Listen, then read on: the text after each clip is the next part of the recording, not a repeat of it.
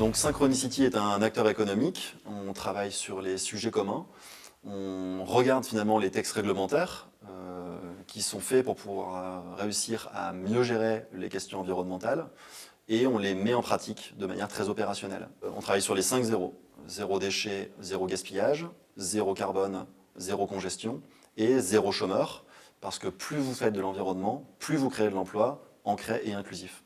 Ici, vous êtes au sein du QG des écoacteurs, qui est une structure qu'on a créée il y a environ un an, qui rassemble maintenant plus de 24 entreprises, 80 personnes, toutes sur la même thématique de l'économie circulaire. Le principe de fond de tout ça, c'est qu'on considère que si on veut avancer rapidement, si on veut impacter de manière forte, il faut qu'on arrive à décloisonner, il faut qu'on arrive à coopérer pour créer des synergies entre des acteurs experts qui chacun a une brique de la solution dont l'autre a besoin.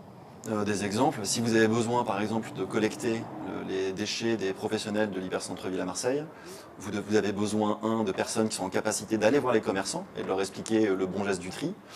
Vous avez besoin d'opérateurs de cycle logistique qui vont venir récupérer. Vous avez besoin de personnes spécialistes de la communication pour expliquer ce que vous faites. Vous avez besoin de partenaires industriels qui vont être en capacité de recycler ce qui a été collecté correctement chez les commerçants. On s'est rendu compte qu'il y avait beaucoup d'expertise, beaucoup de savoir-faire, mais que les gens ne se parlaient pas. Les assos entre assos, les startups, le monde institutionnel, les entreprises. Or, si on parle d'économie circulaire, on comprend bien que tout est lié et qu'il faut absolument réussir à décloisonner ces mondes pour pouvoir monter des solutions pérennes, efficaces et donc du coup duplicables. On parle bien de rentabilité, on n'est pas utopique par rapport au monde économique. On pense que l'environnement est un vecteur de croissance économique, faire mieux, pour moins cher, en créant plus d'emplois.